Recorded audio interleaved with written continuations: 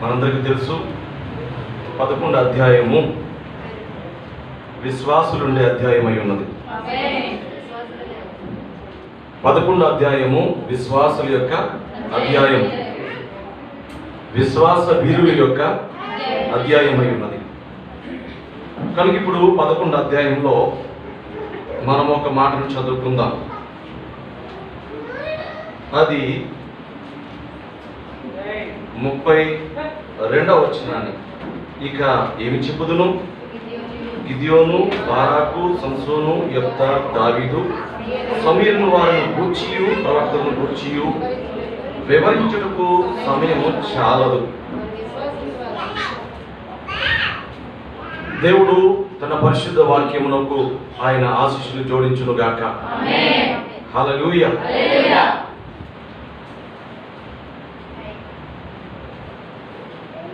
ఈ వాక్యాన్ని మనం ధ్యానం చేద్దాం.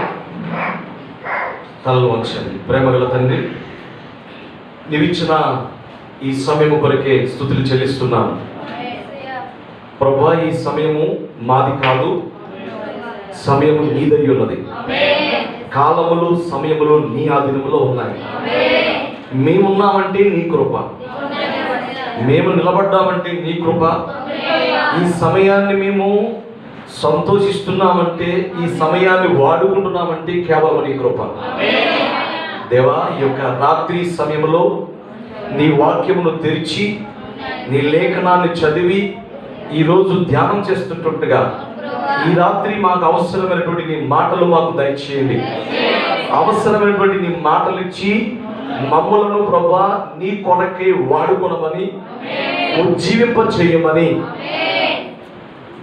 వెనుగల చెవులు గ్రహించగల మనస్సు ప్రతి వారికి ఇవ్వండి ప్రభా. ఈ రాత్రి ఎవరికైనా ప్రభా మరి మారు మనస్సు అనుభవం కలిగి ఉన్నట్లయితే, వారు కోరుకున్నట్లయితే ఆ అనుభవాన్ని కూడా మీరు దయచేయండి. నేను మారాలనే ఆలోచనలు ఉన్నట్లయితే తప్పక నీ వాక్యము ద్వారా మార్చండి. ఓ దేవా, నీ యొక్క పశ్చాత్తాప పడడం ద్వారా మాకు క్షమాపణ దొరుకుతుంది తండ్రి. పూర్వ పాపములన్నింటిలో కూడా విముక్తి పొందుతున్నాం ప్రభా. కనుక ఈ రాత్రి మాతో సూటిగా మాట్లాడమని యేసు నామమున ఈ ప్రార్థన అడుగుచూ ఉన్నాము. ఆమేన్. అందరూ కూర్చుందాం.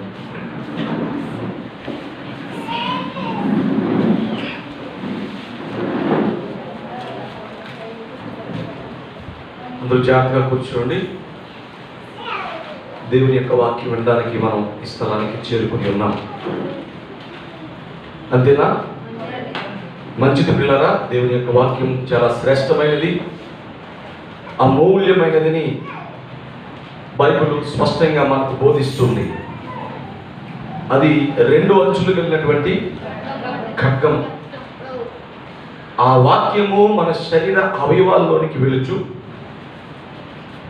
ఆ వాక్యము మనలో ఉన్నటువంటి కల్మషాన్ని తొలగిస్తూ,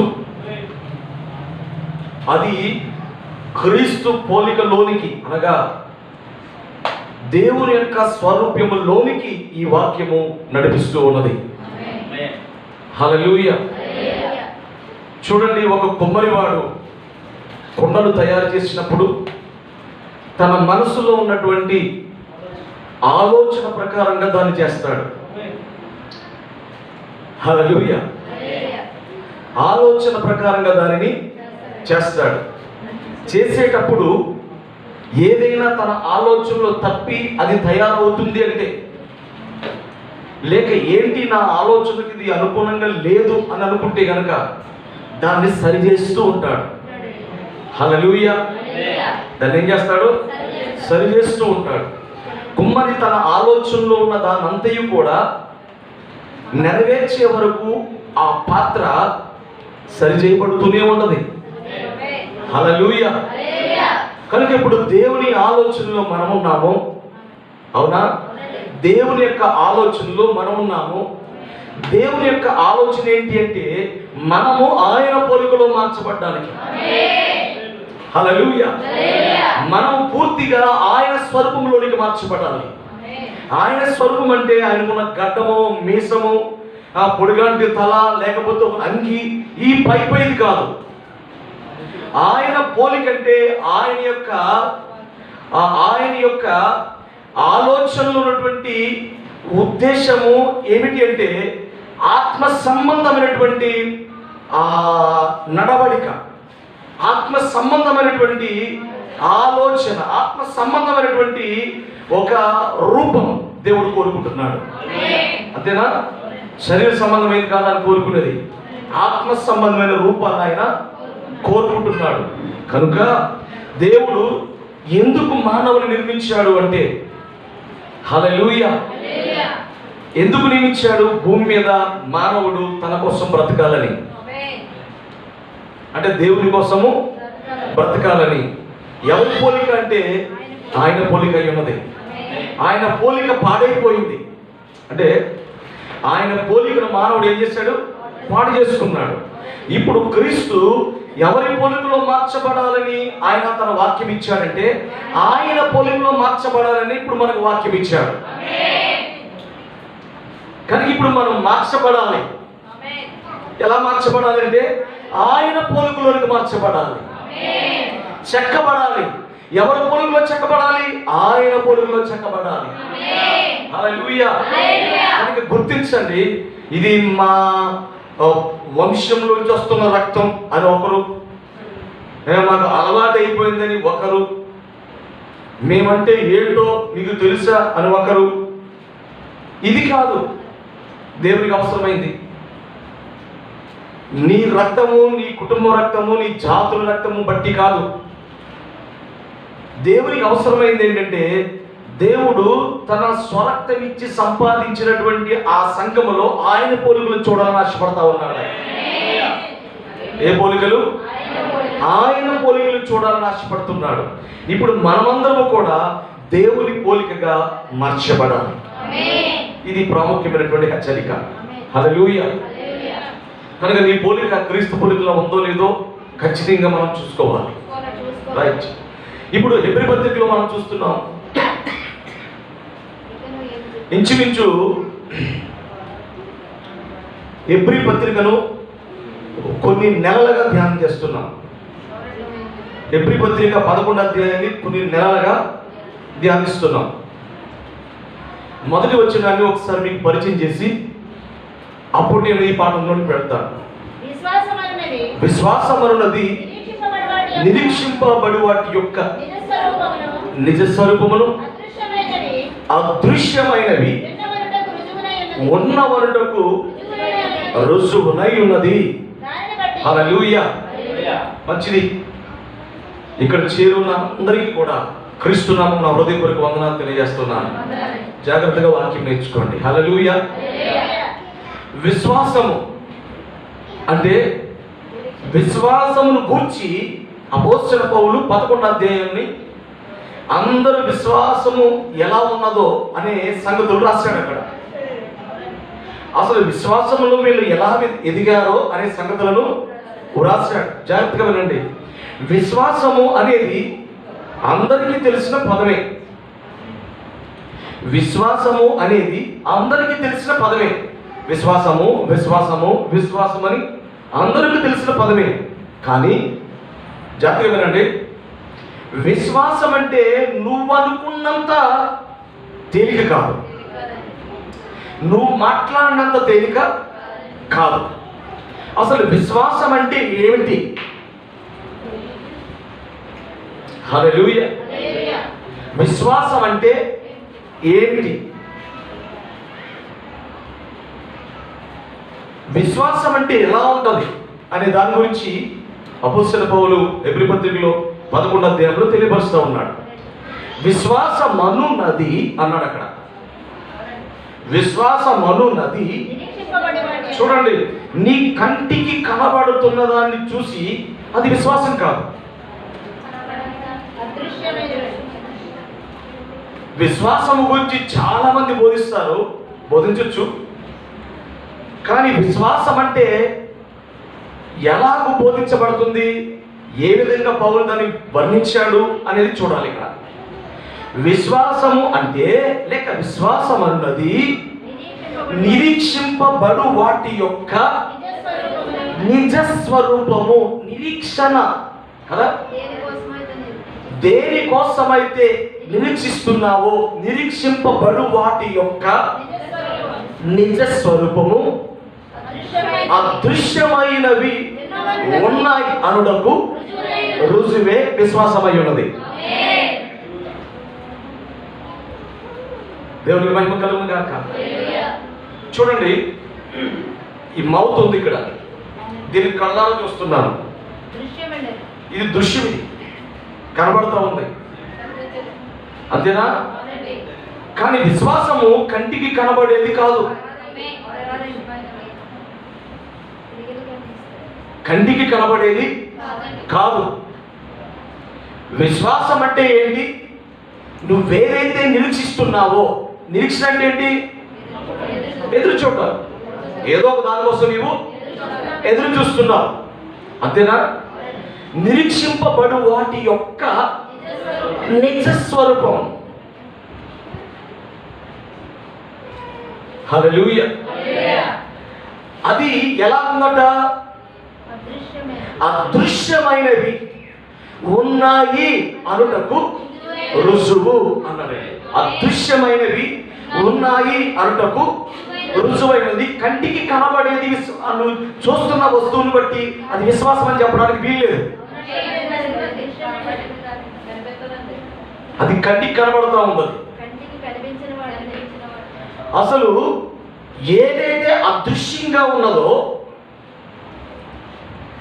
అదృశ్యముగా కంటికి కనబడలేని దానిగా ఉందో, దాన్ని ఉన్నదని నువ్వు నమ్మడమే విశ్వాసం అయి ఉన్నది. కంటికి కనబడలేదు ఎలా నమ్మమంటారండి మాస్టర్ గారు? సరే, ఒక ఉదాహరణ, పరలోకాన్ని చూసావా? మరి క్రైస్తవులు పరలోకం ఉంది, పరలోకం ఉంది, పోదాం అంటున్నారు.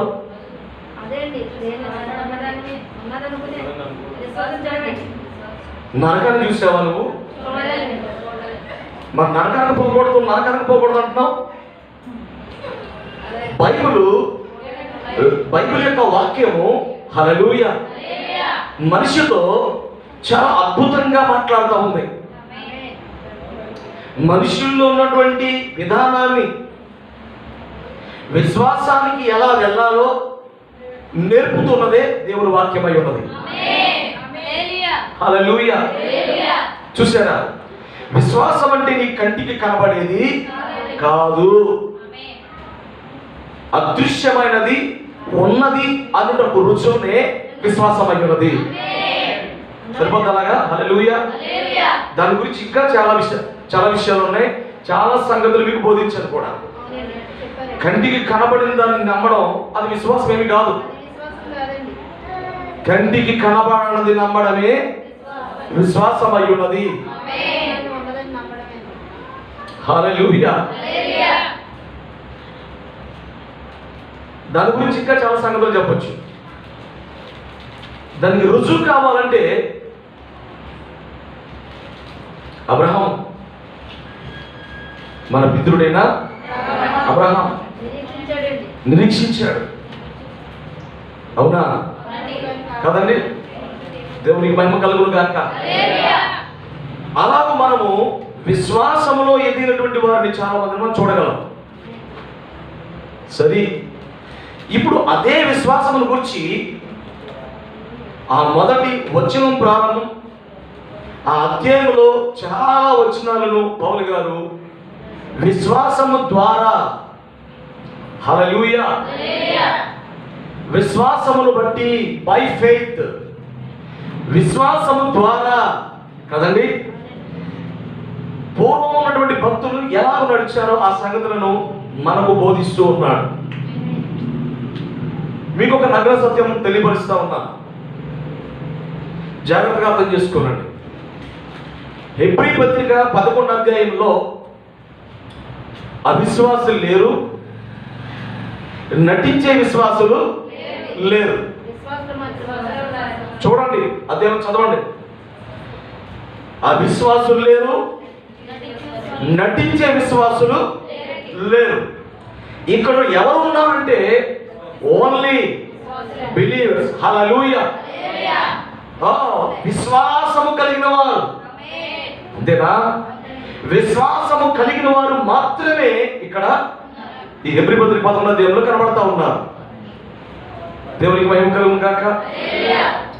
విశ్వాసముల గురించి మాట్లాడుతూ బోధిస్తూ ఆయన చాలా సంగతులు మాట్లాడుతూ ఎక్కడికి వచ్చేసాడంటే, ఇంకా ఏం చెప్పాలి నేను, ఇంకా ఏం చెప్పుదును, చాలా చెప్పాలని ఉంది కానీ ఇది సమయం చాలదే, చాలా సంగతులు ఉన్నాయి, అందరి కోసం చెప్పాలంటే ఇది సమయము చాలదు అని చెప్పాడు.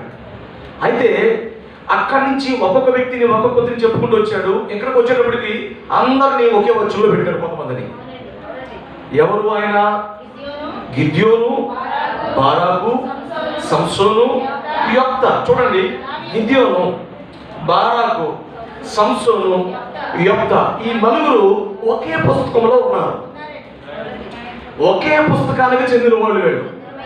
అదే న్యాయాధిపతుల గ్రంథం.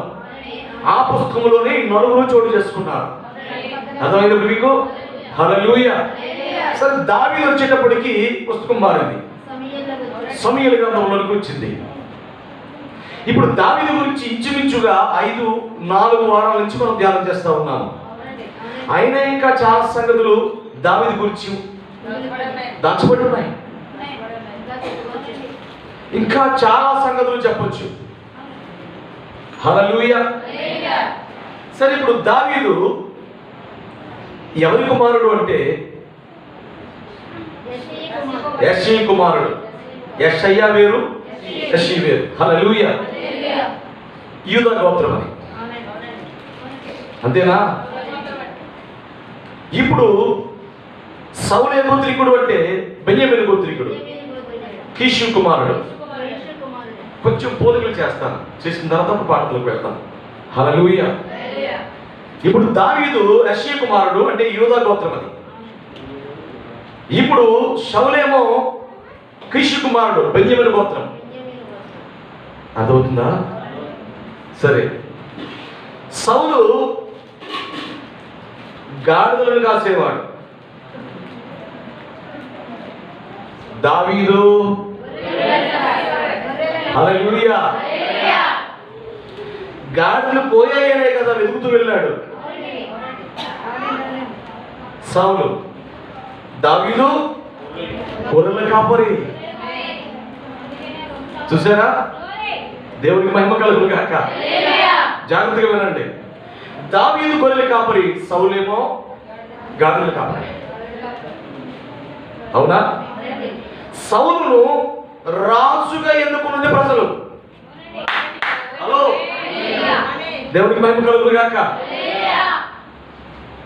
సౌలును కావాలని మనుషులు కోరుకున్నారు రాజుగా, కానీ కావాలని దేవుడు దావీదును ఎన్నుకున్నాడు అక్కడ. దేవునికి మహిమ కలుగును గాక. చూసారా? కానీ ఇప్పుడు నేను చెప్తున్నాను, సౌలు దావీదుకున్నటువంటి వ్యత్యాసం. సౌలు రాజరికం చేసిన సమయాలలో, తన పరిపాలన కాలంలో పెద్ద యుద్ధం జరగబోతా ఉంది. అదే ఫిలిస్తీయుడైనటువంటి గొలియాతు యుద్ధం. ఇంచుమించు ఎన్ని రోజులు చెప్పాలి? హల్లెలూయా. అప్పుడు మర్చిపోయారా? ఎన్ని రోజులు? 40 రోజులు. దేవునికి మహిమ కలుగును గాక. దాని గురించి చెప్పలేదా వాక్యం నేను? 40 రోజులు. వర్షం ఎన్ని రోజులు వచ్చింది? మోషే ఎన్ని రోజులు మరి దేవునితో మాట్లాడాడు? హల్లెలూయా. దావీదు గొలియాతును చంపడానికి ఆ కాలంలో వెళ్ళి దావీదు గొలియాతును హతమార్చాడు. అక్కడ హతమార్చాడా? దేవునికి మహిమ కలుగును గాక. సరే, ఇప్పుడు దావీదేమో గొర్రెలు కాపరి, సౌలేమో గాడిదలు కాపరి. ఇతను యూదా గోత్రికుడు, ఈయన బెన్యామీను గోత్రికుడు. జాగ్రత్తగా అర్థం చేసుకోండి. మనుషుల ద్వారా రాజరికానికి వచ్చినాడు ఎవరో? సౌలు. దేవుని ద్వారా అభిషేకించబడి రాజుగా నిలబడిన వాడు దావీదు. ఇంకా చాలా పోలికలు ఉన్నాయి, చాలా పోలికలు చెప్పచ్చు. సౌలు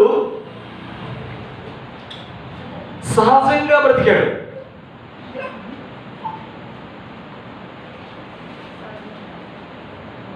సహజంగా బ్రతికాడు. సహజంగా బ్రతికాడు. అర్థమైందా? దేవుని మహిమ కలుగును గాక. సౌలు సహజంగా అంటే మామూలుగా, సహజంగా అంటారు కదా అలా. కానీ దావీదు సహజాతీతమైనటువంటి బ్రతుకు బ్రతికాడు. కొంచెం పోలికలు చూడండి. ఒక మామూలు యొక్క జీవితం జీవించాడు ఎవరు? సౌలు. కానీ దావీదు దేవునికి మహిమ కలుగును గాక. అతని జీవితంలో ఒక గొప్ప సంభవాలు జరిగాయి. అతడు సహజాతీతమైనటువంటి కార్యాలను చేశాడు, అనుభవించాడు కూడా. ఇతను సహజంగా బ్రతికాడు, సహజాతీతంగా బ్రతికాడు దావీదు. వీళ్ళిద్దరికి కూర్చొని నేను పోలికలు చేస్తున్నాను. అప్పుడు మనం దేవుని వాక్యంలోనికి పూర్తిగా వెళ్తాం. దేవునికి స్తోత్రం. అర్థమైంది? ఇప్పుడు సహజాతీతంగా బ్రతికాడు. సహజాతీతంగా బ్రతకడం అంటే అర్థం ఏంటి? దావీదు మామూలుగా బ్రతకలేదు. ఆయనలో చాలా క్వాలిటీస్ ఉన్నాయి, చాలా క్వాలిటీస్ ఉన్నాయి. అర్థమైందా? దావీదులో చాలా క్వాలిటీస్ ఉన్నాయి. ఏంటో తెలుసా? చిన్నప్పుడు తన తండ్రి మందను మేపుతున్నప్పుడు, హల్లెలూయా, తన తండ్రి మందను మేపుతున్నప్పుడు సింహముతో పోరాడిన వాడు. అది సహజమైన కార్యము కాదు. అది సహజమైన కార్యము కాదు, సహజాతీతమైనటువంటి కార్యం. అది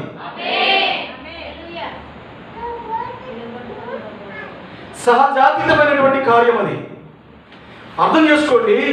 సహజాతీతమైనటువంటి కార్యం అంటే అర్థం ఏంటంటే అంతవరకు ఎవరూ చేయలేని కార్యాలు, అందరూ అలాగూ సాహసించి చేయలేని కార్యాలే దావీదు చేశాడు. సింహం ఇంచుమించు 200 కిలోలు బరువు ఉండదని కొంతమంది దాని గురించి చెప్తున్నారు. 200 కేజీ బరువు ఉంటుందట. సింహము అడవికి రాజు. సింహము అడవికే రాజు. దావీదు ఆ అరణ్యంలోనే గొర్రెలు మేపుతున్నాడు. హల్లెలూయా. ఇప్పుడు అరణ్యం అంతటికి కూడా రాజు ఎవరు అంటే సింహం అయి ఉంది. ఈ సింహము చాలాసార్లు చెప్పారు, మళ్ళీ చెప్తున్నాను. ఈ సింహము అరణ్యములో అది ఒక్కసారి కదండి గాండ్రిస్తూ ఉంటుంది, అరుస్తూ ఉంటుంది. సింహము అరిచినప్పుడు అరణ్యములో ఉన్నటువంటి సమస్త జంతువులు వాటి వాటి స్థలానికి వెళ్ళిపోతాయి భయపడిపోయి. అది గాండ్రించినప్పుడు దాని శబ్దము అరణ్యములో అది చాలా పెద్ద శబ్దంగా వినపడుతుంటండి. చిన్న చిన్న జీవులు కూడా మేత మానేసేసి వెంటనే వాటి గృహాల్లోకి, వాటి గూట్లోకి వెళ్ళిపోతాయండి. పెద్ద పెద్ద ఏనుగులు కూడా దాని స్వరం వినపడగానే వెంటనే పరుగులు చేస్తూ ఉంటారు. మెల్లిమెల్లిగా నడిచేనే పరుగులు చేస్తుందండి. దాని గాండ్రింపు చాలా అద్భుతంగా ఉంటుంది. సౌండ్ అద్భుతంగా ఉంటుంది.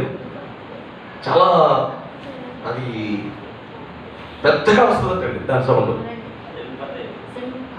అడవిలో ఉన్న జంతువులందరికీ ఆ స్వరం వినపడుతుందంటే ఎంత గట్టిగా వస్తుంది. లేళ్ళు మేత మేస్తుంటుంటే అది ఎంత ఆకలేని సరే కడుపుట్టుకుని పోతాయంటండి. తర్వాత బతుకుంటే తర్వాత ఎంటలో వచ్చి పోతాయండి. దానికి స్తోత్రం. హల్లెలూయా. ప్రతి చిన్న జంతువు కూడా అది ప్రాకుతున్న జంతువులు కూడా చూడండి, మెల్లిమెల్లిగా నడిచే జంతువులు కూడా దాని స్వరం వినగానే వేటి బూటిగా వీళ్ళు చెదిరిపోయి వెళ్ళిపోతా ఉంటాడు, వెంటనే తరిమేసుకుంటాయటండి. అంత భయంకరంగా అది గడుస్తుందటండి, అరుస్తుందట. అడవిలో సింహము జంతువులన్నింటినీ కూడా తన కేకతో భయపెడుతూ ఉంటుంది. ఇంకొకటి చెప్పారు, ఎలాంటిది, అది ఆకలేసినప్పుడు, సింహం ఎప్పుడు వేస్తుంది కేకలు అంటే ఆకలేసినప్పుడు కేకలు వేస్తుందటండి. ఆకలి కేకలు. హల్లెలూయా. ఏ కేకలు? ఆకలి కేకలు. చూడండి, సింహం ఎందుకు కలుస్తుంది, అంత పెద్దగా ఎందుకు కలుస్తుంది తెలుసండి? అది పూర్తిగా ఆకలేసినప్పుడు పెద్దగా ఉబ్బరిస్తుందండి. అందుకనే ఆ జంతువులన్నీ కూడా అరుపు విన్నట్టనే ఎలా చెదిరిపోయి కొన్ని జంతువులు పాపం వెళ్ళాక సింహం దగ్గరకు వచ్చేసి నిలబడిపోతాడు. ఇలాగా ఎటు వెళ్ళాక కంగారు వచ్చేసి ఎందుకంటే మార్పులు నిలబడుతుంది. అర్థమైంది మీకు ఇప్పుడు? అది వెళ్ళి కష్టపడి వేటాడవలసిన పని, దానికి చెప్పాను మీకు చాలాసార్లు, కష్టపడి వేటాడవలసిన పని ఆకలేసినప్పుడు గోండ్రమని చాలంతే. వాటి దగ్గరకు వచ్చి కంగారు పడిపోయి దొరికేంత ఒక దెబ్బ కొట్టి తింటుంది. శ్రేష్టమైన ఆహారం తినేది సింహం. దేవునికి స్తోత్రం. సరే, సింహంలో చాలా రకాలు ఉన్నాయి, దాన్ని కూడా చెప్పొచ్చు. అయితే అడవికే రాసినటువంటి సింహం ఉంది, అవునా? ఈ అరణ్యములోనే మరి దావీదు గొర్రెలు కాస్తూ ఉన్నాడు. ఎక్కడ? అరణ్యములో గొర్రెలను కాస్తూ ఉన్నాడు. జాగ్రత్తగా మాటలు వినండి. అరణ్యములోనూ గొర్రెలు కాస్తుంటుంటే ఒకానొక సమయంలో సింహం వచ్చి ఒక గొర్రె పిల్లను పట్టుకెళ్ళిపోయింది. వెళ్ళిపోతుంది, గొర్రె పిల్లను పట్టుకుని వెళ్ళిపోతుంది. గొర్రె పిల్ల పట్టుకుని వెళ్ళిపోతుంటే గొర్రె పిల్ల సింహము నోట నుండి కేకలు వేస్తుంది. అంతేనా?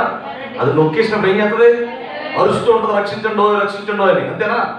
హల్లెలూయా. రక్షించండి రక్షించండి అరుస్తుంటుంటే, కేకలు వేస్తుంటుంటే వెంటనే దావీదు దాన్ని చూశాడు. అప్పటికి దావీదు చిన్నవాడు, చిన్న వయసు. ఎవరికి? మీరు చెప్పంటారా?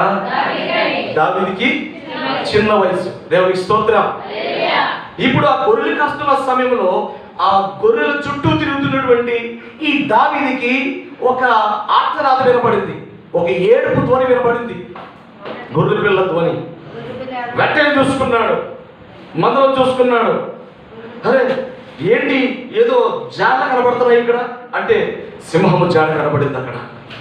కొంచెం దూరం వెళ్ళిపోయిన తర్వాత ఆ గొర్రె పిల్ల స్వరం వినబడతా ఉంది. దేవునికి స్తోత్రం.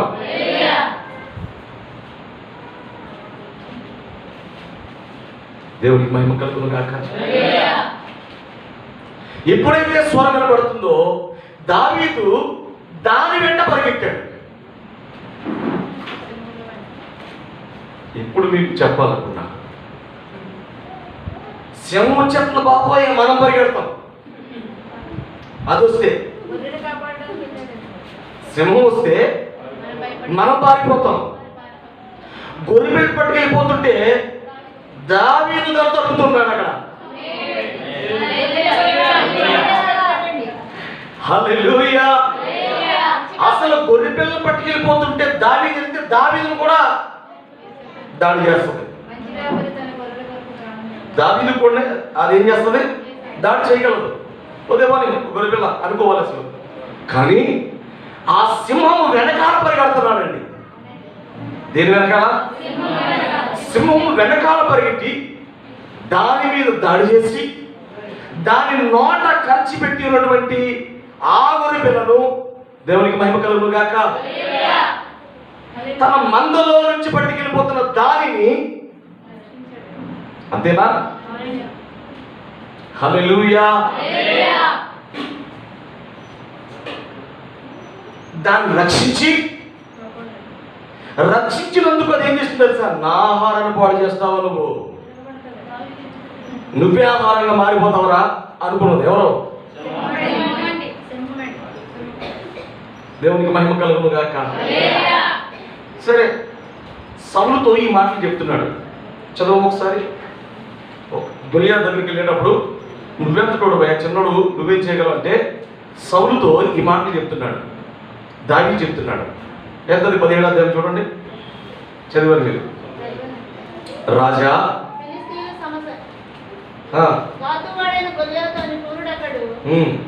ఫిలిష్తీయుల దండులో నుండి బయలుదేరుచుండెను. అతడు 6 మూరల చేరని ఎత్తు మనిషి. అతని తల మీద రాగి శిరస్త్రాణం ఉండెను. కొంచెం ముందుకు వెళ్దామమ్మా. చూడండి, సమూయేలు గ్రంథం 17వ అధ్యాయము.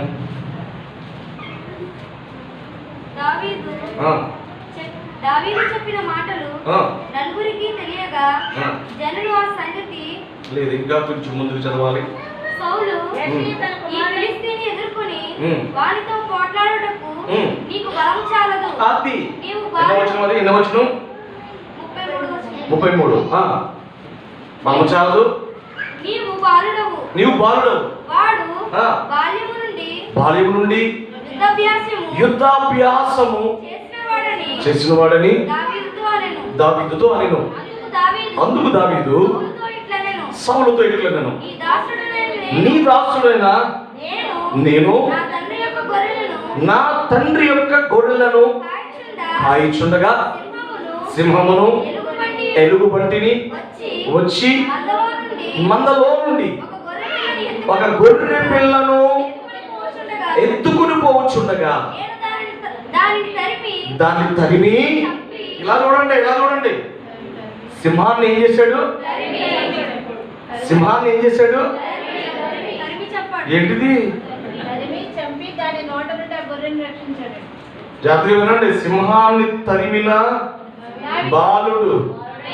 బాలుడైన దావీదు. ఇందులో అద్భుతమైన విషయం ఉంటుంది. ఇందులో ఎంత దూరం వెళ్ళిపోవాలో. హల్లెలూయా.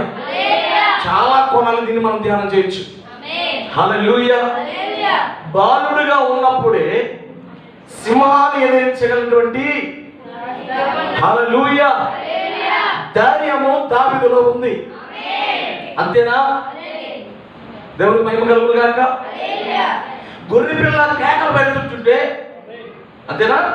గొర్రె పిల్ల కేకలు పెడుతుంటే దావీదు పరిగెత్తుకుంటూ వెళ్ళి దాన్ని తరిమి, హల్లెలూయా, బతిమాలేదు, దాన్ని తరిమి, సింహమా నీవు నా గొర్రె పిల్లని తీసుకెళ్తావా, ఇదిగో చూడని చెప్పి ఓ అంత పెద్ద సింహాన్ని, అరణ్యానికే ఆ అడవికే రాజైనటువంటి సింహం దగ్గరికి వెళ్ళి దాన్ని పరిగెత్తింపజేసి దానితో పరిగెత్తి అడ్డుపడి, హల్లెలూయా, దావీదు అడ్డుపడి, సింహం పరుగుకి మానవుడు పరిగెత్తలేడు.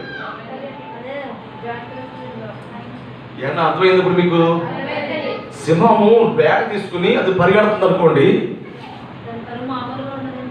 దాన్ని చూస్తేనే భయంకరం, దాని దగ్గరికి వెళ్ళి అన్న భయంకరమే, దాని ఉద్దేశం నిలబడుతుంది. దాన్ని పరుగు చూసారు ఎప్పుడైనా? దూకుతూ ఉంటుంది అది. దావీదు గొర్రె పిల్లను నోట కలిసి పట్టుకెళ్ళిపోవడము కళ్ళను చూశాడు, స్వయం పడుతుంది. ఇప్పుడు ఏం చేశాడంటే అతడు, దేవుని మహిమ కలుగును గాక, అతడు సింహము వెంట పరిగెత్తాడు, సింహాన్ని తరిమాడు. ఎంత అద్భుతమైన పాఠం ఇది! సింహాన్ని తరిమాడు అంటే సింహానికి ముందెళ్ళిపోయి, దేవుని మహిమ కలుగును గాక, సింహానికి ముందు వెళ్ళి అక్కడ సింహం పట్టుకెళ్ళిపోతుంది, దాన్ని వెనుకుంటే కుదరదు. ఇప్పుడు దావీదు దగ్గర పోయాడు తెలుసా? సింహానికి ముందు వెళ్ళాడు, పరిగెత్తాడు, దాని వెంట ఎదురు వెళ్ళబడ్డాడు. ఓ గొర్రె పిల్ల అరుపులు దావీదుకి వినపడతా ఉన్నాయి. హల్లెలూయా. గొర్రె పిల్ల అరుపులు దావీదుకి వినపడుతున్నాయి. దావీదు మన ప్రభువు యేసుక్రీస్తుకు ముంగుతిగా ఉన్నాడు. హల్లెలూయా. దావీదు మన ప్రభువు యేసుక్రీస్తుకు ముంగుతిగా పోలికలు కనబడతా ఉంటాయి. ఆమేన్. నశించిపోతున్న గొర్రెల కోసము, ఎవరిని మింగుదులని గర్జించు సింహాన్ని దాన్ని కొట్టి దాని నోట నుండి ఓ మనం రక్షించారు ప్రభు యేసుక్రీస్తు. హల్లెలూయా. చూసారా?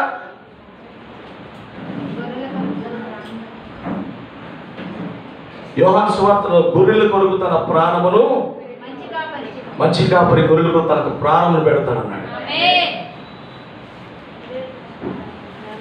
గుర్తించండి, సింహాల గడ్డి ముందుకు పోయి ఆగా అక్కడ ప్రాణాలకు తెగించి ఎదురు నిలిచి ఇంకా ఆ గొర్రె పిల్లను రక్షించడానికి, ఆ గొర్రె పిల్ల ప్రాణాన్ని కాపాడడానికి నా ప్రాణం పోయినా పర్వాలేదని చెప్పి హల్లెలూయా వెంటనే ఏం చేస్తాడు?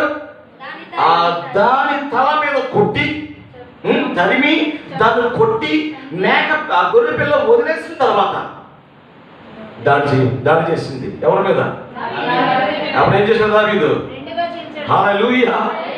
ఓ సింహమా అని చెప్పి దాన్ని కొట్టి దాన్ని చంపి దాన్ని రెండుగా చేర్చాడు ఆయన. హల్లెలూయా. సరే, సహజాతీతమైన కార్యమని అందుకే అన్నాను నేను. సహజంగా చేసే కార్యాలు అవి. ఎక్కడికి వెళ్ళాలంటే అరణ్యంలోకి వెళ్ళాను, సింహాన్ని చంపొచ్చాను అనబెట్టుకుంటే నువ్వు సింహం చంపబెట్టే నమ్మది, నమ్మలేనిది. హల్లెలూయా. అంత చిన్న బాలుడు అంత పెద్ద సింహాన్ని ఎలా చంపాడు చూడండి. అంత చిన్న బాలుడు అంత పెద్ద సింహమును గొర్రె పిల్లలను కాపాడి ఎలా చంపాడు? ఎలా చంపాడు? హల్లెలూయా. జాగ్రత్త అర్థం చేసుకోండి. ఎలా చంపాడు అంటే అతనిలో ఉన్నటువంటి శక్తి కాదది.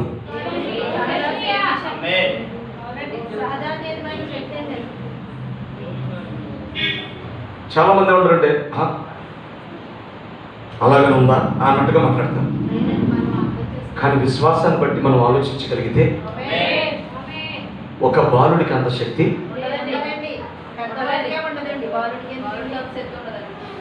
ఒక బాలుడికి అంత శక్తి ఉండదు. గుర్తుంచుకోండి. ఇప్పుడు దావీదులో ఉన్నది ఎవరు? దావీదులో ఉన్నది ఎవరు?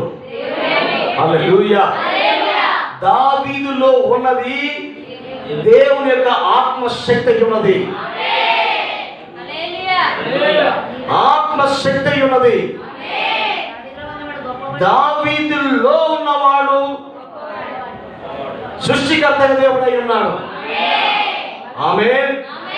అందుకే దావీదు దేవుని యొక్క ఆత్మను పొందుకొని తన బలం సరిపోదు, తన బలం సరిపోదు కనుక దేవుని యొక్క ఆత్మ దావీదులో ఉన్నది కనుకనే దావీదుకి గొప్ప శక్తి వచ్చింది. హల్లెలూయా. కనుక సింహాన్ని ఏం చేశాడు? రెండుగా దానిని చీల్చివేశాడు. హల్లెలూయా.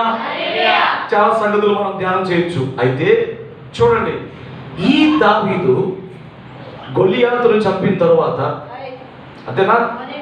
ఇప్పుడు గొలియాతును కూడా చంపినప్పుడు దావీదు ఒక మంచి మాట మాట్లాడాడు. యుద్ధము నాది అనలేదు అక్కడ. హల్లెలూయా. యుద్ధము యెహోవాది అన్నాడు. అవునా? యుద్ధము యెహోవాది అన్నాడు. అంటే నిలబడినటువంటి ఈయన దేవుని శక్తి ద్వారా గొలియాతును ఎదిరించాడు అన్నమాట. అంటే ఇప్పుడు దావీదులో ఉన్నది ఎవరు? దేవుడు అయి ఉన్నాడు. హల్లెలూయా. మీకు తెలుసా మీరు దేవుని ఆలయమై ఉన్నారని? మీలో నివసిస్తున్నది దేవుడు అని వాక్యం లేదా? హల్లెలూయా. దేవుడు ఎక్కడ నివసించాలని ఆశపడుతున్నాడో తెలుసా? మనుషుల్లో నిలబడాలని ఆశపడతా ఉన్నాడు ఆయన. మనుషుల్లో నివసించడానికి ఇష్టపడతా ఉన్నాడు. మీ దేహము దేవునికి ఆలయం కాదా అని అడిగాడు. అంటే దావీదులో నివసించాడు అందుకే దావీదు నుండి సహజాతమైనటువంటి కార్యాలు చేశాడు ఆయన. ఈ రోజు నీలో ఉండి కూడా సహజాతమైన కార్యాలు చేయగలడు ఆయన. హల్లెలూయా. కనుక గుర్తించిన పిల్లరా, దావీదు గొల్లియాతును చంపిన తరువాత రాజ సంస్థానములోనికి చేర్చబడ్డాడు. రాజ సంస్థానంలోకి చేర్చబడిన తరువాత సౌలు పనివారిగా పెట్టుకున్నాడు. అంతేనా? తన ఆయుధాలను మోయవారిగా ఏర్పాటు చేసుకున్నాడు. సరి ముందుకెళ్ళిన తర్వాత అదంతా చెప్పేశాను మీకు. ఆ తర్వాత ఏమైందో తెలుసా? ఇప్పుడు ఈ స్త్రీలు తంపులతోనూ సంభ్రమతోనూ గొలియాతును చంపినందుకు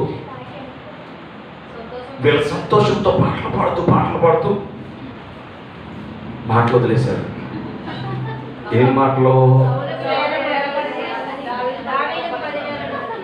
మీకు తెలుసా?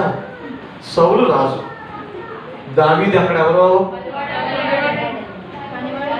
ఇప్పుడు పనోడు అయినట్టు అవుతుంటే సౌలుకి ఎలా ఉంటది?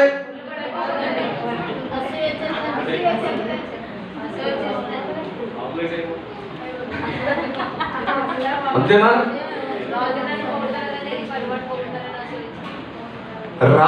రాజరికంలో నిలబడి సింహాసనాసీనుడిగా ఉన్నాను నేను. నాకు రావాల్సిన ఘనత ఈడికొచ్చిందేంటి? చాలాసార్లు మనకి ఇలాగే జరుగుద్ది. మన పక్కడు కొంచెం ఆశీర్వదించబడి, మన పక్క సహోదరి కొంచెం దీవించబడుతున్నప్పుడు వాళ్ళ మీద మనం కొంచెం కదా, ఎందుకు ఇలా ఎదిగిపోయి ఏంటి ఇంతల గురించి అడిగేవాళ్ళు చాలా మంది ఉంటారు. చాలా జాగ్రత్తగా చూసుకోవాలి. ఈ వాక్యం ఈరోజు మాట్లాడుతుంది కాదు, చాలా వారాలు ధ్యానం చేస్తున్నాం ఇది. హల్లెలూయా. యాక్చువల్గా ఇది అయిపోయింది కూడా. ఈ సబ్జెక్ట్ మనం పోయిన వారం చెప్పానా? అంతకుముందు వారం కూడా చెప్పాను. ఇది అయిపోయింది, మళ్ళీ ఒకసారి జ్ఞాపకం చేసుకుంటున్నాం దీన్ని. హల్లెలూయా. అయితే ఎప్పుడైతే సౌలు 1000 కొలది, దావీదు 10,000 కొలదని ఎప్పుడైతే వచ్చిందో, నేను రాజరికం చేస్తుంటే నాకు లేని ఘనత నిన్నగాక మొన్న వచ్చిందేంటి?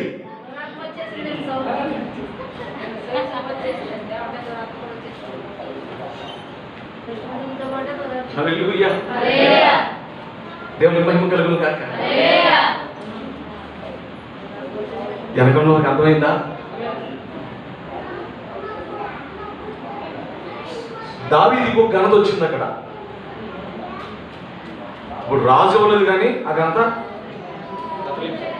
అక్కడ వాళ్ళు ఇచ్చారు, ప్రజలు ఇచ్చారు. అక్కడ సాధారణంగా చూడండి, యజమానులు కనపరచకపోయినా దాసులు చేసిన పనిని బట్టి ఆ చుట్టుపక్కల ఉన్న వారు గుర్తించి అతను కనపరుస్తారు ఖచ్చితంగా. హల్లెలూయా.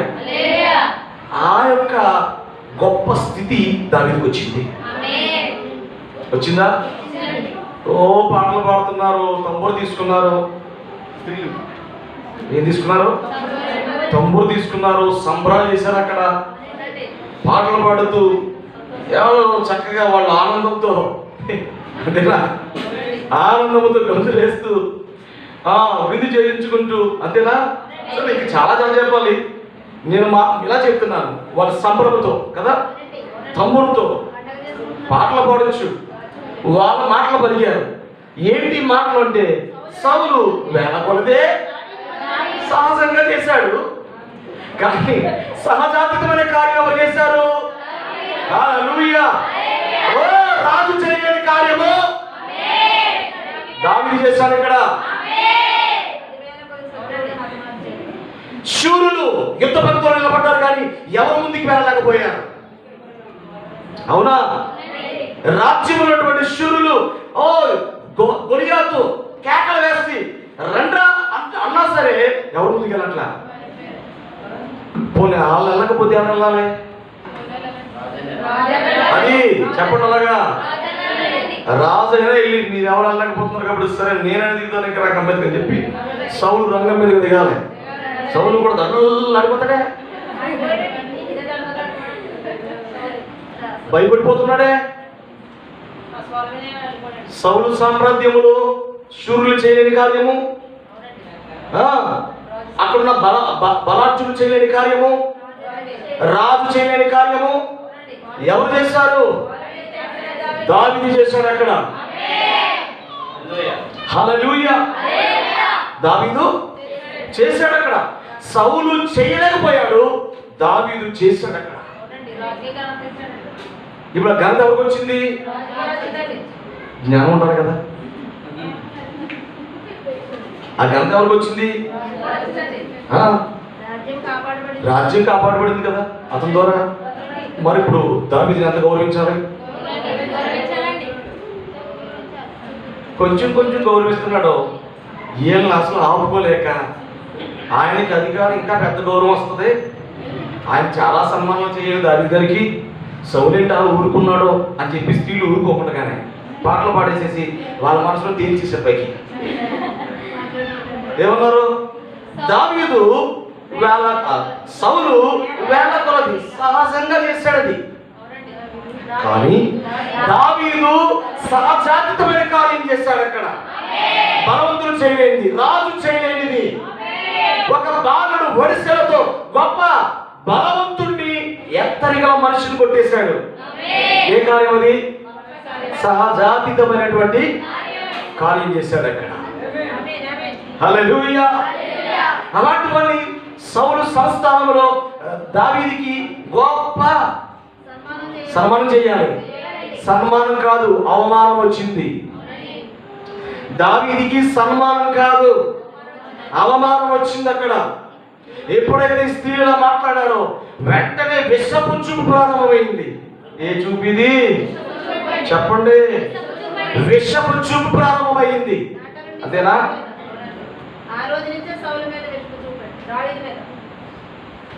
బాగుపడకపోతేనేమో ఎప్పుడు బాగుపడతావురా, ఎప్పుడు బాగుపడతావమ్మా, ఎప్పుడు నేర్చుకుంటావమ్మా నాగరికంగానే, ఎప్పుడు బాగుపడతావయ్యా నువ్వు ఇలా తిరుగుతున్నావు అంటారు. ఆడు చక్కగా ఈ మాటలన్నీ వినేసి నా జీవితం బాగోలేదేమో మార్చేసుకుందామని చెప్పి తాగుడు మానేసేసి, అది మానేసేసి, చక్కగా మంచి బట్టలు వేసుకుని కష్టపడుతూ పనిచేసి భార్యను పిల్లలను పోషించుకుని జాగ్రత్తగా ఉంటుంటే చాలా వచ్చేసింది.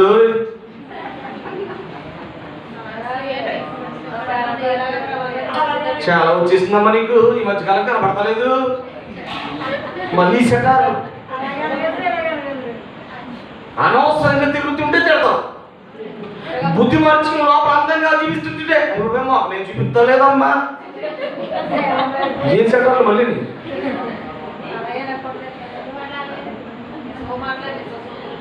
ఏంటిది చూసారా? హేమబస్లో మాకు మే కనబడతలేదమ్మా. అవును, 15లో కనబడతాం అబ్బో, ఇప్పుడు కనబడట్లేదు. ఇంకా దేవునికి స్తోత్రం. గుడికి వెళ్ళరా బాబా, అక్కడ కూర్చుంటావు, అమ్మ గుడికి వెళ్ళొచ్చు కదా, గుడికి వెళ్ళా అంటారేనా? సరిగ్గా మారు మనసు పొంది భయపరిశుద్ధులు అయిపోయారు. భయపెడతలేదు, చాలా మారిపోయారు. అవి బాబు ఒత్తిడి పనికి వెళ్తున్నారు. ఇదే సకాలం మళ్ళీ అసలు చెప్పింది ఎందుకు నువ్వు? మరి మారితే ఎందుకు కుళ్ళుబుద్ధి నీకు? ఎవడైనా గొలియాతుకు చెప్పేవాడు ఉన్నాడా అన్నాడు, అన్నాడా అన్నాడు, ఉన్నాడా అన్నాడా అన్నాడు. ఎవడైనా ఉన్నాడా అన్నాడా అన్నాడు. వచ్చాడు హీరో. హల్లెలూయా. దావీదు వరుసలు తీసుకుని పరిగొచ్చాడు, పని మీద నిలబడ్డాడు దావీదు. అంత త్యాగం చేసినప్పుడు నీకంటే ఎక్కువ చేశాడు వర్క్, నీకంటే ఎక్కువ చేశాడు పని. నీ సంస్థానాన్ని, నీ యొక్క రాజ్య పరువును, ప్రతిష్టతలను కాపాడాడు దావీదు. ఇప్పుడు నువ్వేం చేయాలి? మంచి పదవిచ్చి అతను గౌరవించాలి. నువ్వు మంచి పోస్ట్ ఇవ్వాలి. ఆ సామర్థ్యంలో ఇచ్చాడా? విషము చూపించేసింది. నీకు తెలియట్లేదేమో దావీదు గొప్పతనం. దావీదు ప్రార్థనాపరుడు, దావీదు దేవుని ఆత్మ కలిగిన వాడు, దావీదు దేవునితో ఉన్నవాడు, అంత గొప్పవాడు వచ్చి నీ రాజ్య సంస్థానాన్ని బరువు ప్రతిష్టలు కాపాడంటే, రాజా నీకు బుర్ర పనిచేయట్లేదు, సరే నీకు పనిచేయట్లేదు కాబట్టి మేమైనా చెప్పేస్తావు, ఊరుకోకాలు ఏం చేశారంటే వెంటనే ప్రకటించేశారు బోర్లు ఎట్టేసి. నువ్వు చప్పట్లు కొట్టకపోతే రాళ్ళు చప్పట్లు కొడతాయి ఇక్కడ.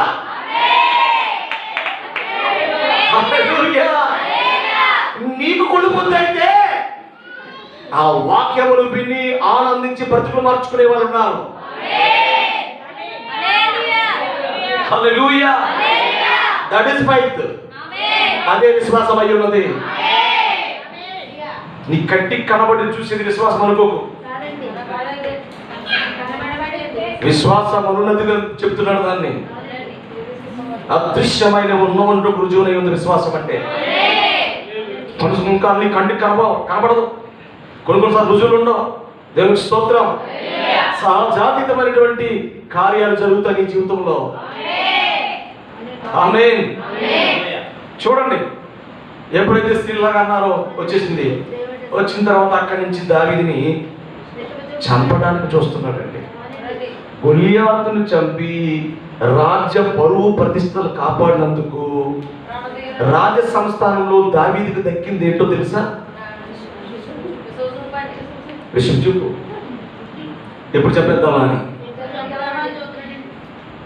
ఎప్పుడు చంపేద్దామా అని. అంతే కదా. ఇద్దరు కూతుళ్ళు ఉన్నారు, మేరాబు మిక్కాలు. ఉన్నారా? చెప్పేసాను దాన్ని. ఇద్దరు ఉన్నారా? ఉన్నారు. పెద్దదాన్ని చేద్దాం అనుకున్నాడు పాపం. చిన్నది ఇష్టపడుతుందని తెలుసుకుని చిన్నదాని ద్వారా దావీదుని అలాగే హతమార్చేద్దామనే ఉద్దేశంతో మీకాల్ని మోకాల్లో ఉంది మెదడు. మేకాలకి మెదడు ఎక్కడ ఉంది? మోకాల్లో ఉంది. ఈ మోకాల్లో ఉన్న మీకాల్ని దావీదు పెళ్లి చేసుకున్నాడు. అలా పోటీ జరుగుతున్నది. ఇంకా సరే పెళ్లి చేసుకున్నాడు. చేసుకున్న తర్వాత నేను కూతురికి అన్యాయం చేస్తున్నానేమన్న ఇంగిత జ్ఞానము సౌలుకి లేదు. దావీదు యథావిధిగా దేవుని భయముతోనే నడుస్తున్నాడు. హల్లెలూయా.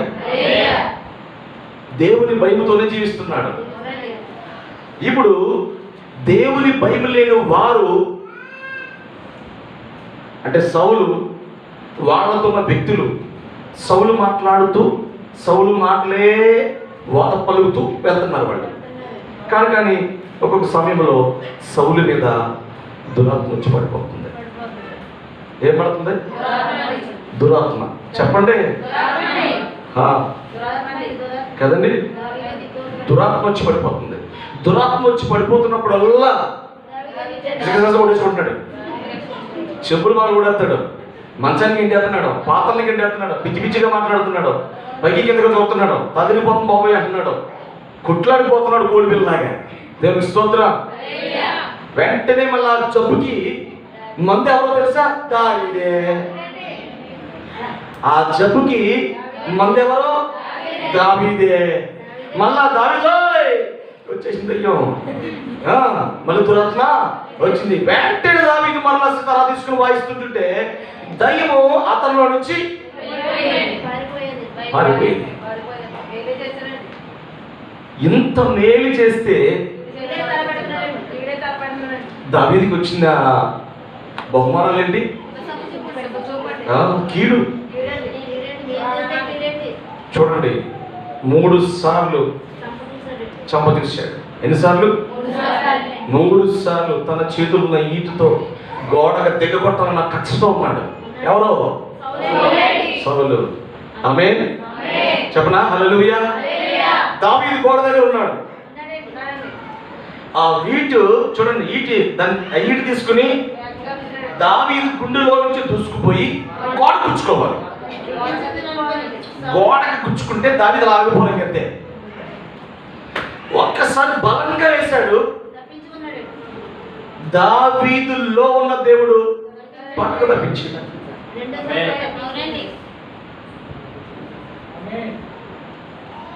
హల్లెలూయా. జస్ట్ ఆ ఈటికి కొంచెం వెళ్ళకపోవడం అంతే. ఈటిల్ని గోడ గుచ్చుకుంది. అక్కడి నుంచి తప్పించింది ఎవరు? హల్లెలూయా. అరణ్యములో వెంబడించిన ఆత్మ రాజ్య సంస్థానంలోకి వచ్చేంత వరకు కూడా దావీదుతోనే ఉండిపోయింది. ఒకవేళ ఈ రాత్రి ఆత్మ కావాలని కోరుకుంటే, నీలోనికి ఆత్మ వస్తే, పరిశుద్ధాత్మకే నువ్వు స్థలం ఇచ్చినట్లయితే అది నిశ్చయముగా నీలో నివసించడానికి ఇష్టపడుతుంది. ఎన్నడూ నిన్ను విడిచిపెట్టి వెళ్ళిపోదు. హల్లెలూయా. ఒకవేళ లెఫ్ట్ అంటే సైడ్ అవుతుంది అంటే నీలో ఉన్న అతిక్రమాన్ని బట్టే సైడ్ అవుతుంది. గుర్తుంచుకోండి, అతిక్రమాన్ని బట్టి ఆత్మ పక్కకు వెళ్ళిపోతుంది. పాపం ఉంటే ఆత్మ నడిపింపు రాదు. హల్లెలూయా.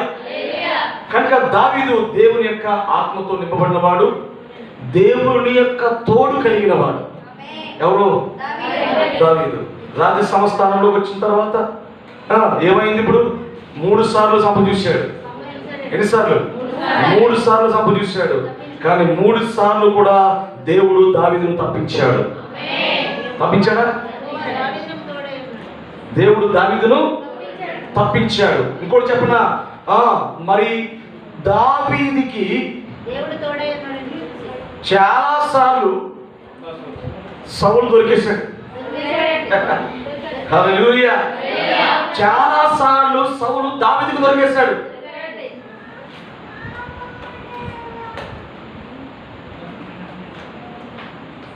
విన్నారా?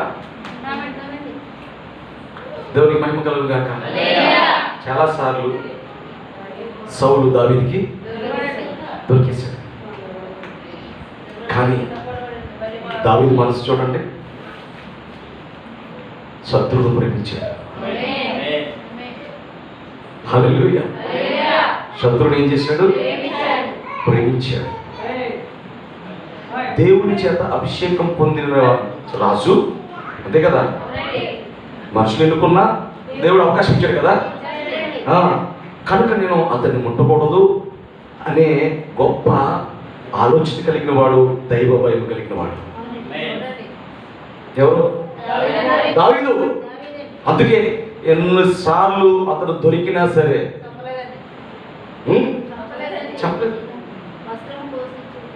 చెప్పలేదు. ఇప్పుడు మన పాఠంలో నేర్చుకున్నటువంటి ఆ వాక్యంలోని కొంచెం లోపలికి వెళదాం. చదవమ్మా. మొన్న ఆఫ్ చేశారు కదా.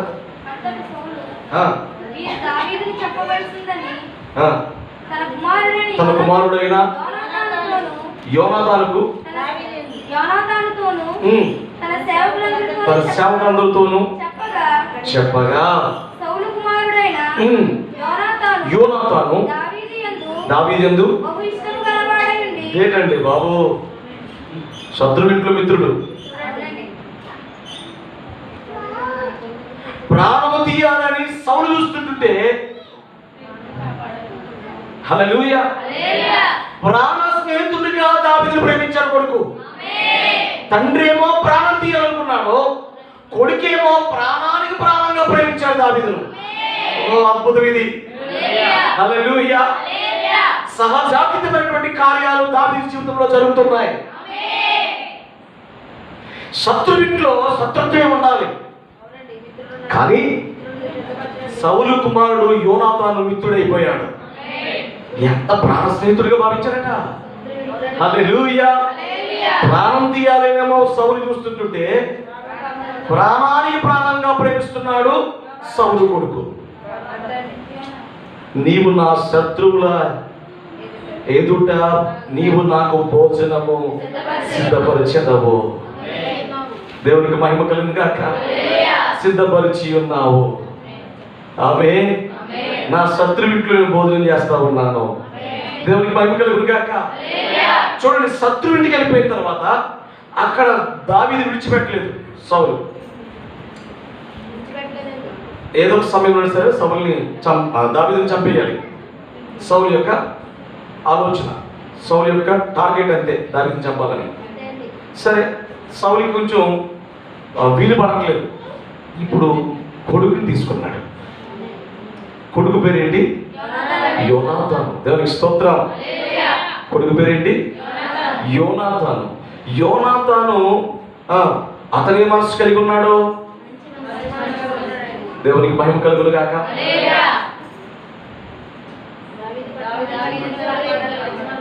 యోనాతాను దావీదు కంటే చాలా పెద్దోడు. యోనాతాను దావీదు కంటే చాలా పెద్దవాడు.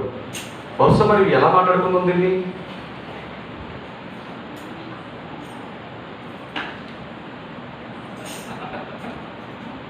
గొలియాతు 40 రోజులు ప్రకటన చేస్తున్నప్పుడు కూడా యోనాతాను ఉన్నాడా?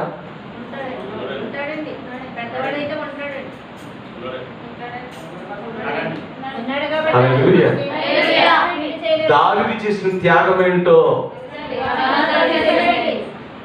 తండ్రికి బుద్ధి లేకపోయినా కొడుకి బుద్ధి వచ్చింది, బుద్ధి కలిగింది. దేవుని స్తోత్రం. ఇంత సాహసించి దావీదు ఇంత పనిచేశాడే. హల్లెలూయా. ఆ తరువాత ఇదిగో యోనాతానా, నాకు 2-3 సార్లు ట్రై చేశాను కానీ దొరకలేదు. ఇదిగో నువ్వు వచ్చింది కాదు, దావీదు ఉన్నాడే, ఆ దావీదుని చంపాను. లేకపోతే దావీదు ఎక్కడున్నాడో నాకు చెప్పు, నేను చంపేస్తాను. అతను ఆలోచింపు చెప్పు, నేను వెళ్ళి చంపేస్తాను అని అన్నప్పుడు దేవుని స్తోత్రం. ఇప్పుడు సౌలుతో తండ్రి ఏం చేస్తాడో తెలుసా? కుమారుడు ఏం చేస్తాడో తెలుసా? సౌలును గూర్చి సౌలు కుమారుడైన యోనాతాను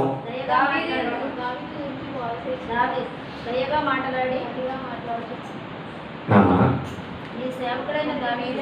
నీ సేవకుడైన దావీదు ఉన్నాడే, గొలియాతును చంపిన దావీదు ఉన్నాడే, అతను నీ విషయంలో పాపం ఏం చేశాడు చెప్పు. ఏం తప్పిదం చేశాడు చెప్పు. మనకు మేలేగా చేశాడు. దేవుని స్తోత్రం. అంతేనా? అంటే యుద్ధం జరుగుతున్నప్పుడు యోనాతాను కళ్ళారా చూసే ఉండొచ్చు. హల్లెలూయా. అన్ని వాక్యాలు ఇందులో రాయబడలేదు కానీ చూస్తా. దేవునికి మహిమ కలుగును గాక. మేలే చేశాడంటే అర్థం ఏంటి? ఉన్నాడనే కదా.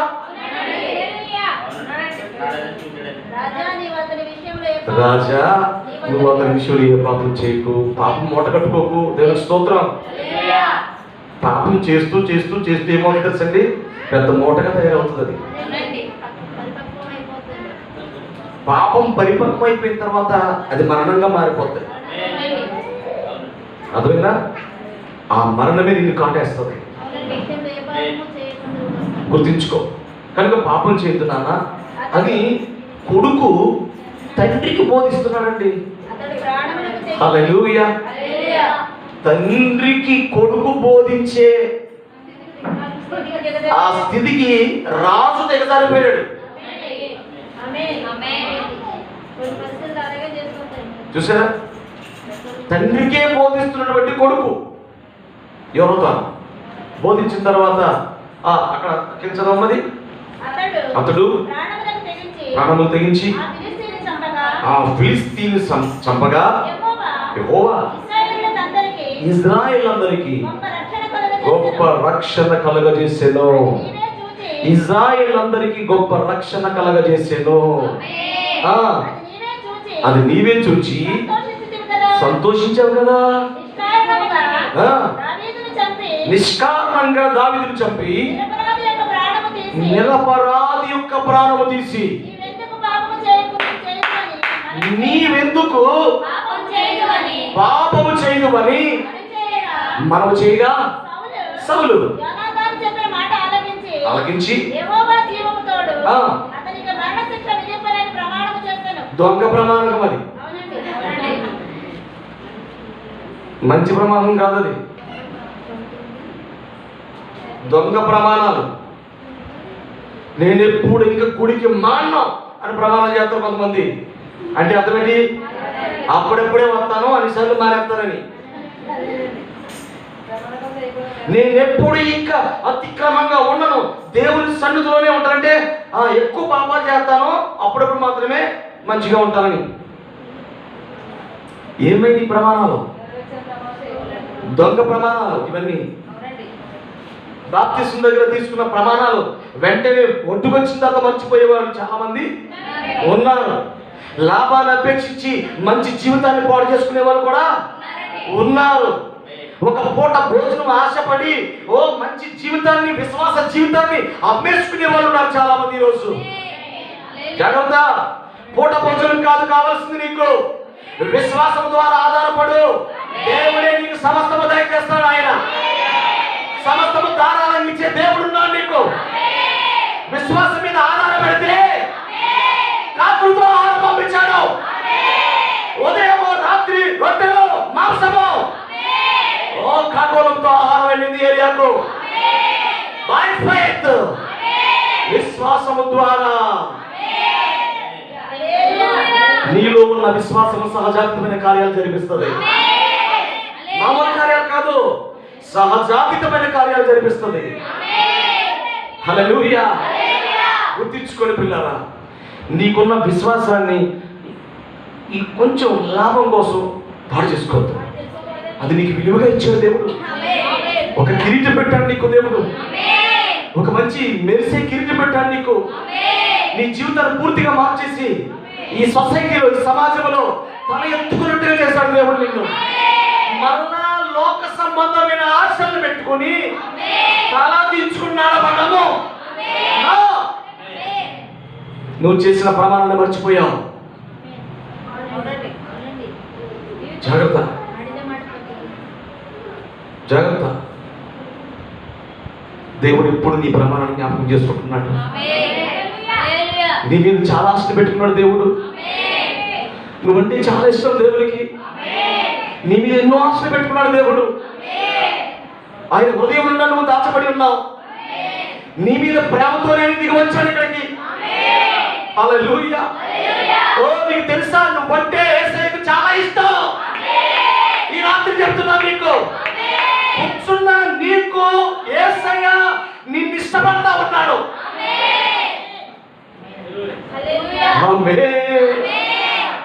నిన్నెంతో ప్రేమించాడు ఆయన. నిన్నెంతో ఇష్టపడతా ఉన్నాడు ఆయన. నువ్వంటే చాలా ఇష్టం. నువ్వు చేసిన ప్రమాణాలు ఆయన దాచుకున్నాడు అక్కడ. హల్లెలూయా. నువ్వు చేసిన ప్రమాణాలన్నీ కూడా ఆయన కళ్ళ ముందు కనబడుతున్నాయి. నువ్వు ఒక్కొక్క ప్రమాణాన్ని మీరిపోతుంటుంటే ఆయన మనసు ఎంత గాయం అవుతుందో ఈ రాత్రి ఆలోచించు నువ్వు. హల్లెలూయా. నమ్మక ద్రోహిగా జీవించొద్దు, నమ్మకమైన వాడిగా జీవించు. హల్లెలూయా. ఆమేన్. దావీదు ఎలాంటి కార్యాలు చేశాడో కళ్ళారా చూసి మరిచిపోయి మదమెక్కి దయ్యపు ఆత్మ చేత ప్రేరేపించబడి మంచివాడిని చంపాలని చూస్తున్నాడు. పైకి యోనాతానికి దగ్గర డ్రామా కడుతున్నాడు. డ్రామా అంతేనా? యాక్టింగ్ అంటారు దాన్ని. డ్రామా అంటే ఏంటి? నటించు, యాక్టింగ్. అతను హీరో కాదు, హీరోగా నటిస్తాడు. అవునా? విలన్ కాదు, విలన్ లాగా నటిస్తాడు. అంతేనా? అతను పేదవాడు కాదు, పేదవాళ్ళని నటిస్తాడు. అతను ధనవంతుడు కాదు, ధనవంతులు నటిస్తాడు. దాన్ని నటన, యాక్టింగ్ అంటారు దాన్ని. అంతేనా? కానీ వీడు మంచి వాళ్ళ నటిస్తున్నాడు అక్కడ. అంటే కొడుకు దావీదును పొగుడుతున్నప్పుడు కూడా ఒళ్ళు మండిపోయింది అన్నమాట. ఏంటది?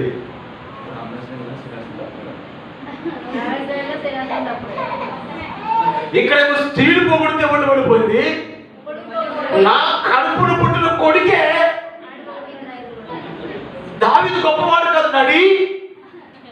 నాన్న రాజా, దావీదు ఎంత గొప్పవాడు తెలుసా?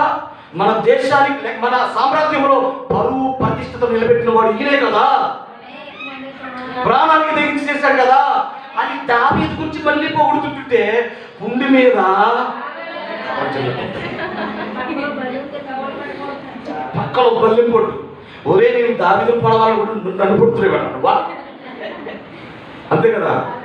నేను దావీదును పొడవాలనుకుంటే నువ్వు నన్ను పడుతున్నావు. సరే, నీ దగ్గర డ్రామా చేస్తే బాగుంటుందని చెప్పి యెహోవాజ్యం దేవుని మీద పెట్టుకున్న ప్రమాణం మళ్ళీ ఇలా పెట్టుకుంటావు. అవిశ్వాసం అందరూ దేవుడి మీద ప్రమాణం పెడతారు. దేవుడొట్టు, మినపరొట్టు, దేవుడొట్టు, మినపరొట్టు, గట్టి మీద పెట్టు. చూసారా ఎంత దారుణమో. ఇప్పుడు సౌలు కూడా సేమ్ డ్రామా యాక్టింగ్. చదువు. అప్పుడు యోనాతాను దావీదును పిలుచుకుని పోయి తెలియజేసి, చూసారా దావీదును సౌలు వద్దకు ఇప్పుడు యోనాతాను వెళ్ళాడు.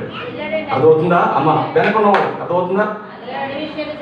సౌలు రాజు అయినటువంటి కొడుకు యోనాతాను దావీదు దగ్గరికి పోయాడు. దావీదు దగ్గరికి వెళ్ళి, దావీదా నాయనా, మా నాయన ఏం చెప్పమన్నాడు తెలుసా? నిన్ను ఇంటికి తీసుకురమ్మన్నాడు. రాత్రి మా నాయనతో చాలా జ్ఞానంగా మాట్లాడాను, చాలా ప్రేమతో మాట్లాడాను, మా నాన్నగారు ఒప్పించాను. మా నాన్నగారు యెహోవా జీవము తోడు నేను దావీదుని ఏమి చేయని ప్రమాణం చేశాడు కనుక వచ్చాయి మాతో ఫ్రెండ్షిప్ చేసుకుందాం అని తీసుకొచ్చేస్తున్నాడు. ఎవరిని? ఝాన్సీ. ఎక్కడో పోయిన దావీదు బైబిల్ పోయాడు బయటికి. ఇప్పుడు దావీదును మళ్ళీ యోనాతాను వెళ్ళి సామ్రాజ్యంలోకి చదువు. ఇప్పుడు తెలియజేసి రాగా ఉండేను. ఎవరు సన్నిధిని? సౌలు సన్నిధిని దావీదులో ఉండేను. కానీ సౌలు దావీదు చూస్తుంటే మాత్రం ఒలిపడిపోతుంది. రోడ్లేసి దబ్బరెట్టు ఉంది అతను బతుకు. రాజులో ఇంట్లో నాకు కనపలేదు, ఇంటికి వచ్చింది అంత అన్నట్టు చూస్తాడు. అంతే కదా? దేవునికి స్తోత్రం. సరే వెళ్తాం ముందుకి. ఇంకా దావీదు యుద్ధం చేసి వాళ్ళు చేయగా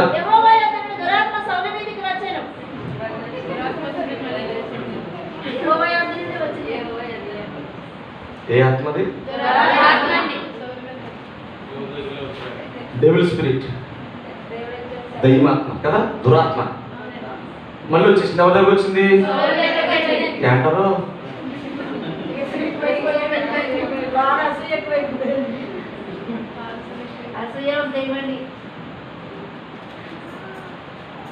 ఎప్పుడైతే మళ్ళా సౌలులోకి దురాత్మ వచ్చిందో, ఎక్కడి నుంచి వచ్చింది? అంటే దేవుని దగ్గర దురాత్మ ఉంటుందా? చెప్పాలి. హల్లెలూయా. అవును, దేవుని పర్మిషన్ తీసుకుని రావాలా. హల్లెలూయా. వచ్చింది. సౌలు ఈడి చేత ఎంట కూర్చుని, ఎవరు చేతులు ఏముంది? ఎక్కడ కూర్చున్నాడు? పెద్ద తంట వచ్చి పడిందా? ఉండేను.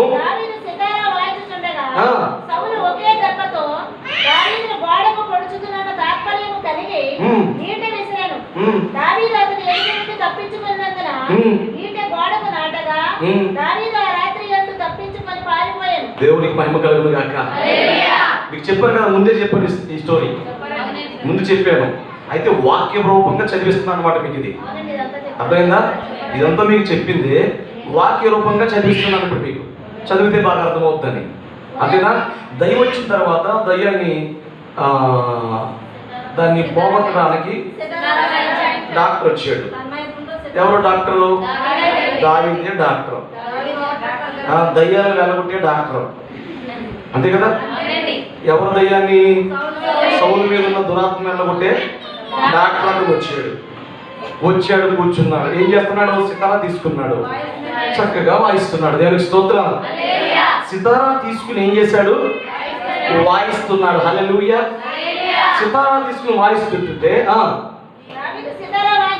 వాయించుచుండగా సౌలు ఒకే దెబ్బతో దావీదును చంపాలని తాత్పర్యం కలిగి ఈటి విసిరేను. అసలు ఎక్కడికి వెళ్ళిపోవడం తీసుకొచ్చాడు? ఎక్కడో ఒక మూల బాబు ఈ గోలపల్లెం బాబు ఓ పక్క వెళ్ళిపోయాడు. అలాంటి వాడు ఎవరు తీసుకొచ్చారు?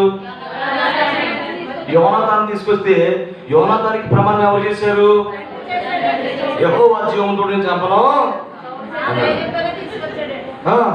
ఈ ప్రమాణం వినేసేసి మా నాన్న మారిపోయాడు, మా నాన్న మారు మనసు వచ్చేసింది, మా నాన్న పరిశుద్ధాత్మతో ఉన్నాడు, మా నాన్న భాషగా మాట్లాడుతున్నాడు, మా నాన్న గొంతులేసేస్తున్నాడు అనుకుంటున్నాడు ఎవరు? కానీ దురాత్మతో ఉన్నాడు. ఆ సంగతి ఈ రోజు చాలా మంది జీవితాల్లో దురాత్మ పనిచేస్తా ఉంది. దురాత్మ పనిచేస్తుందే కనుకనే చాలా మంది నోటుకు వచ్చినట్లుగా నచ్చిన భాషలు మాట్లాడిస్తున్నారు. సరే అది చెప్పాలని కదా ముందుకు పెడతాం. ఇంకా అది జరిగితే తప్పించబడ్డాడు ఎవరు? దావీదు పారిపోయాను వచ్చి దూతలను పంపగా దావీదు భార్య అయిన మీకాలు ఈ రాత్రి నీ ప్రాణమును దక్కించుకుంటేనే గాని కిటికీ గుండా దావీదుని ఏం చేసింది? రెండో ప్రయత్నం అది. అతడు తప్పించుకుని పారిపోయాను. హల్లెలూయా. అతడు తప్పించుకుని. నేను మధ్య మధ్యలో చాలా మెసేజ్లు వస్తున్నాయి, అలా ముందుకు వెళ్ళిపోతున్నాను. దేవునికి మహిమ కలుగును గాక. దావీదు సితారాతో ఏం పోతుంది బయటికి? ఈరోజు పరిశుద్ధాత్మతో ప్రభును ఆరాధించగలిగితే నీలో ఉన్న దురాత్మ వెళ్ళిపోతాను. నువ్వు దేవుని స్తుతిస్తున్నప్పుడల్లా, పాటలు పాడి ఆరాధిస్తున్నప్పుడల్లా, ప్రభు వాక్యం వింటున్నప్పుడల్లా ఓ దురాత్మ నీ దగ్గరికి రానే. ఒకవేళ వచ్చి పొచ్చి ఉన్నా నీ ఆరాధన శక్తికి తట్టుకోలేక అది పిల్లగాడు బయటకు వెళ్ళవలసిందే. దేవుని ఆరాధనలో అంత శక్తి ఉంది. హల్లెలూయా. అంత శక్తివంతమైన ఆరాధన దావీదు చేశాడు ఆ కాలంలో. నీ జీవితంలో భక్తి అలా చేయాలి, నీ జీవితంలో ఆరాధన అలా చేయాలి.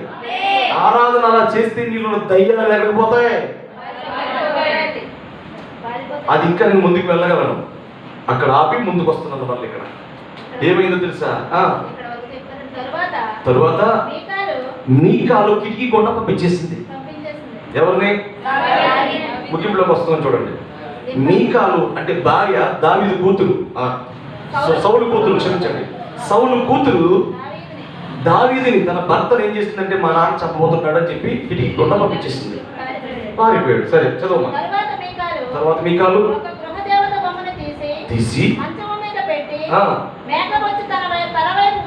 ఉంచి కప్పివేసి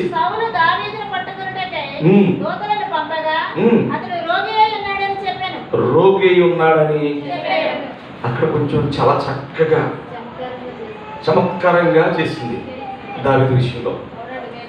కొంచెం కొత్త ప్రేమ కదా, అలా ఉంటుంది. కొత్తలో ప్రేమ ఎలా ఉంటుంది? చాలా ఉంటుంది. కొత్తలో కొత్త నీళ్ళు ఎలా ఉంటాయి? చచ్చుకుంటాయి. తర్వాతే కొత్త భార్య ముందు ఎలా ఉంటుంది? దేవుని స్తోత్రం. మళ్ళీ తీగలా ఉంటుందా? మళ్ళీ తీగలా ఉంటుందా? అల్లికిపోతుంది. నా భార్య ఏమనుకున్నావు? దేవత దేవత అంటాడు కొత్తలో.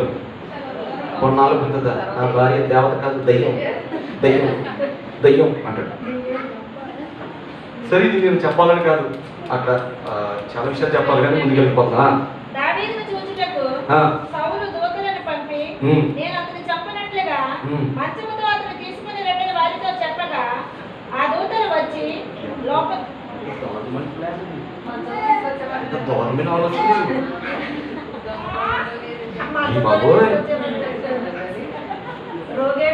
భార్య అన్నది నాన్న మా ఆయన రోగి ఉన్నాడు అలా దుప్పట్లు కప్పేసినట్టుగా ఒక మనిషి ఉన్నట్టుగా పెట్టింది అదేనా.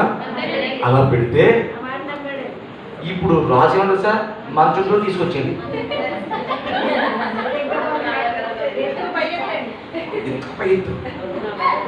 చదవండి అక్కడ. చాలా మాటలు వదిలేస్తున్నాయి. దావీదును చూచుటకు ఆ. సౌలు దూతలను పంపి ఉమ్. నేను అతని చంపునట్లుగా నేను ఒకరు చెప్పినట్లుగా మంచముతో అతను తీసుకుని రెండని వారితో చెప్పగా ఆ రోగిని ఏం చేయాలనుకుంటున్నాడు ఇప్పుడు? చంపునట్లుగా మంచముతో. ఎంత దారుణం అండి, ఎంత దారుణమైన కక్ష పెట్టేసుకున్నాడు దావీదు మీద. దావీదు గొలియాతుని చంపి పొరపాటు చేసేదండి. సౌలునే రంగం మీదకి పంపితే ముక్క ముక్కలుగా నరిగేతుడు. ఎవరు? కాకిలికి గదలికి ఎద్దుడు. అప్పుడైపోతుంది ఆయన. పరువు ప్రతిష్టలు కాపాడి చక్కని మరి గౌరవాన్ని తీసుకొచ్చినటువంటి దావీదుని ఇంత దారుణంగా చూడడం అన్యాయమే కదా. చూడండి చూడండి, మరి జాగ్రత్తగా అర్థం చేసుకోండి. యేసుక్రీస్తు ప్రభు భూమి మీదకి వచ్చినప్పుడు అద్భుతమైన కార్యాలు చేసి రోగులను స్వస్థపరిచి ఎన్నెన్నో అద్భుతాల కార్యాలు చేస్తుంటుంటే ఆ యేసుని దయ్యం పట్టిన వాళ్ళు అన్నారు చాలా మంది. బయలుజూబులు అన్నారు, దయ్యాలకు అధిపతి అన్నారు, అక్రమ సంతానము అన్నారు. యేసు ప్రభుని అక్రమ సంతానం అన్నారు. తండ్రి లేడురా, ఆమె ఎక్కడికో విచారం చేసి వచ్చేసి కడుపు చేసుకుంది, అందుకంటే యేసు వచ్చాడు, ఆ యేసు పవిత్రులు చెప్తున్నాడు, అక్రంగా పుట్టాడు అని కూడా ఎంతో మంది నిందించారు. అక్కడ యేసు చేసిన తప్పేంటి సమాజానికి? యేసు క్రీస్తు ప్రభు సమాజానికి చేసిన చెడ్డ ఏంటి? మంచి చేశాడు. దేవునికి స్తోత్రం. సౌలు సామ్రాజ్యంలో దావీదు చేసిన తప్పేంటి? మంచి చేశాడు. కానీ ఇంకా దావీదుని దృష్టించలేకపోతున్నాడు. దావీదును దృష్టించే కన్నులు సౌలుకి లేవండి. దయ్యంతో ఉన్నాడు, దురాత్మతో నింపబడ్డాడు. అర్థమైందా? దురాత్మతో నింపబడిన వాళ్ళు మంచి వాళ్ళ, దురాత్మతో నింపబడిన వారు మంచోళ్ళుగా చూడలేరు. ఎన్నడికి జరగదు. అర్థమైందా?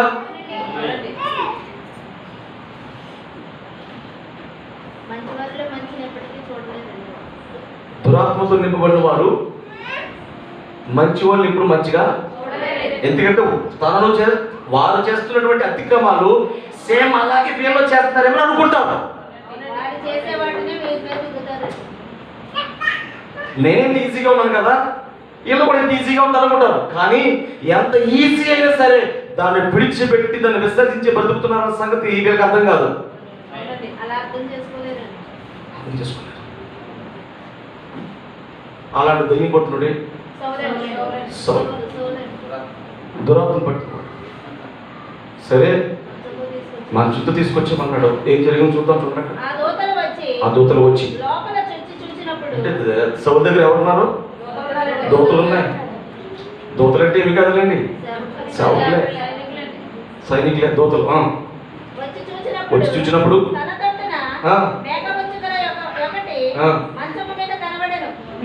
అంటే దుప్పట్లన్నీ తీసి చూశారు. దావిదా దావిదా నువ్వు రోగు అయ్యి మీ ఆవిడ చెప్పింది, అయితే రాజు నీ మాట మంచంతో మోసుకురామన్నాడు కనుక నిన్ను తీసుకెళ్తున్నాను వెళ్ళిపోకే అని అనేటప్పుడు ముసుగు వెళ్తారు కదా. తీసినప్పుడు గొర్రెబొచ్చు కనపడింది. అక్కడ మేకపోచ్చు. అక్కడ ఎవరు లేరు? దావీదు లేడు. సరే ఏమైంది చూద్దాం. అక్కడ అప్పుడు సౌలు నీవు నా శత్రువును పంపేశావా మీకాలు?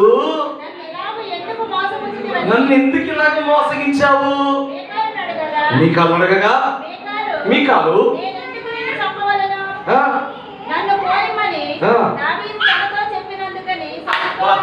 ఎంత తెలివైందండి బాబు. ఇలాగా మీకాలు అలా అనలేదు, అలా అన్నట్లేదు. కానీ ఇప్పుడు మీకాలు మడత పెట్టింది, ఒక మాట వేసింది అంటేదా మడతే నువ్వు అంటారు కదా. చూడుతున్నా ఇంకా చూద్దరేంటి? మడతే ఇంకమ్మా అంటారు కదా. మడతేస్తా ఉంటారు, మడతలేస్తా ఉంటారు. ఇప్పుడు మీకాలు కూడా మడతేసింది. ఏమని?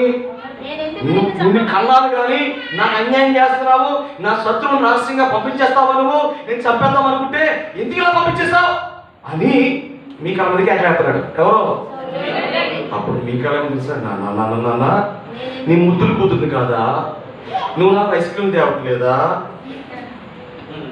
అక్కడికంటే నన్ను ఎక్కువగా చూస్తున్నావు కదా, నువ్వు నన్ను చాలా ప్రేమించావు కదా, ఇంత ప్రేమైన కూతుర్ని ఒకనొక సమయంలో, అంటే ఆ రాత్రి సమయంలో, ఇదిగో మీ నాన్నని చంపబోతున్నాడు కనుక నేను నిన్ను చంపేస్తాను నన్ను పంపకపోతే అని వీటి మీద కట్టెట్టానా మాటేసింది. మీకేం అర్థమైంది లేదా? నన్ను చంపేస్తానన్నాడన్నా, నీ ముద్దులు గుద్దులు చచ్చిపోతానేమో కదా, అందుకు నా ప్రాణం రక్షించుకోవడానికి, నీ ముద్దులు గుద్దు బ్రతకడానికి అలా నడిపించేశాను అన్నది. గొడవ ఉండిపోయింది, గది ఉండిపోయింది అన్నాడు. అందుకు నేనేం చేసింది తెలుసా, నా ప్రాణం రక్షించుకోవడానికి అని పంపించేశాను, అంతే కదా. అతను పంపించేశాను. చదవండి, ప్రార్థన చేసుకున్నాను. అలాగే దావీదు తప్పించుకుని పారిపోయి రామాలో ఉన్నటువంటి సమూయేలు యొద్దకు వచ్చి సౌలు తనకు చేసినదంతటిని ఆ ప్రవక్తతో తెలియపరచగా, సమూయేలు ఎవరు? సమూయేలు ఎవరు? ఆ కాలానికి ప్రవక్తగా దేవుడు ఎన్నుకున్నాడు అతను. హల్లెలూయా. అన్న కుమారుడు లేక లేక పుట్టినటువంటి కుమారుడు, ఆ దేవుడు ఆమెను దర్శించి ఆ కుమారుని ఇచ్చాడు.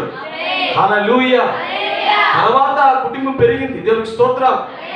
ఆ కుమారుని దేవునికి అప్పగించేస్తే దేవుని సన్నిధిలో ఏలీ యాజకత్వం కాలంలో సౌలు దేవుని మందిరంలో, ఆ సమూయేలు దేవుని మందిరంలో పెరుగుతూ ఉన్నాడు. దేవుడు అతన్ని ప్రవక్తగా ఎన్నుకున్నాడు, ప్రవక్తగా వాడుకుంటున్నాడు. అతని దగ్గరికి పరిగెత్తుకుని పోయాడు. ఎవరు? దావీదు వెళ్ళాడు. ఎక్కడికి వెళ్ళాడు? హల్లెలూయా. వెళ్ళిపోయి ఎవరు? సౌలు చేస్తున్నదంతా కూడా, దుర్మార్గదంతా కూడా సమూయేలుకి దావీదు తెలియజేసాను. అతను సమూయేలును బయలుదేరి కాపురముండిరి. దావీదు రామా దగ్గర రాగా దావీదును పట్టుకున్నాడికి సౌలు మళ్ళా ఎవరు పంపించాడు? దూతలను పంపాడు. ప్రకటించుటయు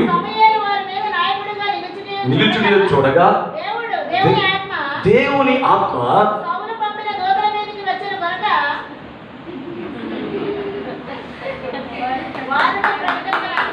హల్లెలూయా.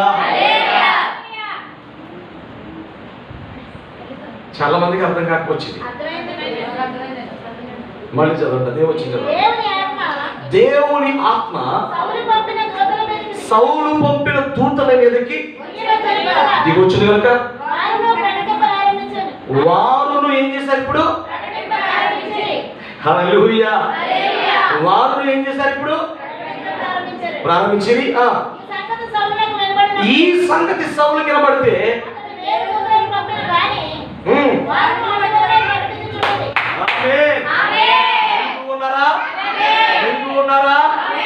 మెరుగున్నారా అసలు మీరు? హల్లెలూయా. శత్రువుని యొక్క స్థానంలో నుండి శత్రు ప్రేరేపణ చేత దూతలు వస్తుంటుంటే దావీదు దగ్గరికి, సమూయేలు దగ్గరికి వస్తున్న దూతలను, సౌలు యొక్క దూతలను దేవుడు మిత్రులుగా మార్చేశాడు.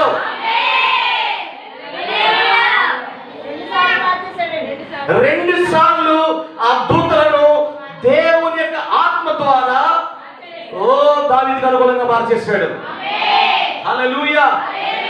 ఒకటి స్త్రీల ద్వారా వచ్చింది, రెండు యోనాతాను ద్వారా వచ్చింది, మూడు వాళ్ళ దూతల ద్వారా వచ్చింది. ఎవరికి ఘనత? దావీదుకి ఘనత. సౌలు వెంటనే ఇంటితో పొడుచుకుని చచ్చిపోవాలి, ఇంకా ఆ జీవితం వేస్ట్. హల్లెలూయా. అలా అనిపించదా? చెప్పండి, చూడండి ఇక్కడ మూడవసారి పంపిణీ కానీ ఇంకేం చెప్పను నేను. ఇంకా ఆయన వచ్చిన సంగతిని వచ్చేవారని చూద్దాం. హల్లెలూయా. ఇప్పుడు సౌలు దురాత్మ చేత ప్రేరేపించబడుతున్నప్పుడు దానిని చంపాలని తన దగ్గర ఉన్న దూతలను తీసుకొస్తుంటే వీళ్ళు అక్కడికి వచ్చి దావీదుకిని సమూయేలుకిని అనుకూలంగా మారిపోయారు. దేవుని ఆత్మ వచ్చిందట, వాళ్ళు పూర్తిగా మార్చేసిందట. హల్లెలూయా. వాళ్ళు ఏమయ్యారు? ఇప్పుడు అనుకూలం అయిపోయారు.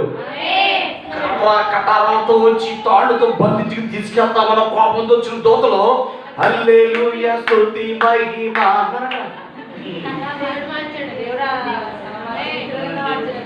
అర్థమైందా? దావీదు ఎక్కడ ఉన్నాడు, ఆ సమయంలో ఎక్కడ ఉన్నాడు, దావీదుని పట్టుకుపోదాం అని వాళ్ళ ఉద్రేకంతో వచ్చిన వాళ్ళందరూ వీళ్ళని ఆరాధన చేసి ప్రభుని స్తుతిస్తుంటుంటే వీళ్ళు కూడా అందరూ కూర్చుని మేము కూడా స్తుతిస్తున్నాము అన్నారు. మేము కూడా పాడుతూ ఉన్నాము. 3 సార్లు పంపితే 3 సార్లు కూడా 3 బ్యాచ్లు అక్కడ చేరిపోయాయి. దేవునికి స్తోత్రం. హల్లెలూయా. చూడండి, ఎవరిని మింగుదులని గర్జించు సింహం వలె అపవాది తిరుగుతున్న కాలం ఇది. అవునా? ఎవరిని మింగుదులని గర్జించు సింహం వలె అపవాది తిరుగుతుంది కదా. ఇప్పుడు దావీదు సింహాన్ని ఎలా ఎదిరించాడో, హల్లెలూయా, ఈ రోజు సింహాన్ని ఎదిరించే శక్తి దేవుడు నీకు ఇచ్చాడు. దావీదు వంతు అయిపోయింది. ఓ సంగమా, దావీదు వంతు అయిపోయింది. ఇప్పుడు నీ వంతు వచ్చింది. దావీదు రంగం మీద నిలబడ్డాడు, ఓ సింహాలు చంపాడు. ఇప్పుడు నీవు నిలబడవలసి వచ్చింది. ఇప్పుడు నువ్వు రంగం మీద ఉన్నావు. ఇప్పుడు సింహాన్ని ఎదిరించే శక్తి అది నీకు దేవుడు ఇచ్చాడు. కనుక నువ్వేం చేయాలి? ఇప్పుడు దావీదు ఎదిరించినట్లుగా ఒక చిన్న దావీదుగా, హల్లెలూయా, దావీదు మనం ఎన్నో పోలికలు చేసుకోవచ్చు. హల్లెలూయా. దావీదు జీవితంలో మనం చూడొచ్చు, దావీదు జీవితాన్ని ప్రభు కూడా మాదిరిగా మనం చూడొచ్చు. ఆమేన్. ఒక దావీదు వలె మనం కూడా సింహాన్ని ఏం చేయాలి? ఎదిరించాలి. దాని నోట ఉన్న గొర్రె పిల్లను, హల్లెలూయా, హల్లెలూయా, అపవాదిని ఎదిరించండి, వాడు మీ యొద్ద నుండి పారిపోవును. ఎదిరించాలి. దేవునికి స్తోత్రం. అంతేనా? దావీదు మరి ఎందుకు పారిపోయాడు అనుకుంటున్నారు? ఎదిరించలేక కాదు. ఏమండి, నేను మాట చెప్తాను, మీకు బాగా అర్థం చేసుకోండి. చివరి ప్రార్థన చేద్దాం. నేను మాట చెప్తున్నాను. దావీదు సౌలుని చంపాలంటే ఎంత కాదు, చిటికలో చంపేస్తాడు. చీటికలో చంపేస్తాడు. ఒక చిటికే చంపేస్తాడు. అంతేనా? గొలియాతును ఒక రాయితో కొడితే చచ్చాడు. నువ్వెంత ఒక రాయితో కొడతాడు. అరణ్యములో సింహం చంపిన వాడు సౌలు ఎంతండి. అరణ్యములో ఎలుగుబంటి చంపిన వాడు సౌలు ఎంతండి దావీదు దృష్టికి. హల్లెలూయా. కానీ ఎందుకు చంపట్లేదంటే అది దేవుని యొక్క అభిషేకం కలిగిన వ్యక్తి కదా, దేవుడు ఏర్పాటు చేసుకున్నాడు కదా, అతన్ని మనం ముట్టకూడదనేటువంటి ఒక పద్ధతి కలిగిన వాడు, దైవ భయం కలిగిన వాడే దావీదు. దేవునికి స్తోత్రం. సౌలు చంపాలంటే ఎంతో కాదు, ఎన్నోసార్లు చేతికి చిక్కినా ఏమి చేయలేదు. ఎందుకు తెలుసా? వాక్యాన్ని జ్ఞాపకం చేసుకున్నాడు. ఎన్నోసార్లు నీ శత్రువుని చేతికి చిక్కుతూ ఉంటాడు. హింసించడం కాదు, వాక్యాన్ని జ్ఞాపకం చేసుకోవాలి. దావీదు ఎలా క్షమించాలో నువ్వు బాగా క్షమించాలి. వాక్యం ఏం చెప్పింది? నీ శత్రువును ప్రేమించు, నిన్ను హింసిస్తున్న వారి కోసం ప్రార్థన చేయి. హల్లెలూయా. కానీ ఇప్పుడు దావీదు ఎన్నో కుట్రలో నుంచి, కుతంత్రంలో నుంచి, మరణ ఆలోచనలో నుంచి దావీదు ఒక్కొక్క స్టెప్ వేసుకుంటూ బయటికి వస్తున్నాడు. దేవుడు ఎలా తప్పించుకుంటూ వస్తున్నాడు. దేవునికి మహిమ కలుగును గాక. చివరికి దావీదు ఎలాగూ రాజ్య సింహాసనాన్ని, ఆ యొక్క గొప్ప సింహాసనాన్ని అధిష్ఠించాడో మనం చూద్దాం, ఖచ్చితంగా నేర్చుకుందాం. దేవుని మాటలను దీవించును గాక. ఆమేన్. తల వంచండి, ప్రార్థన చేసుకుందాం. తల వంచండి, ప్రార్థన చేద్దాం.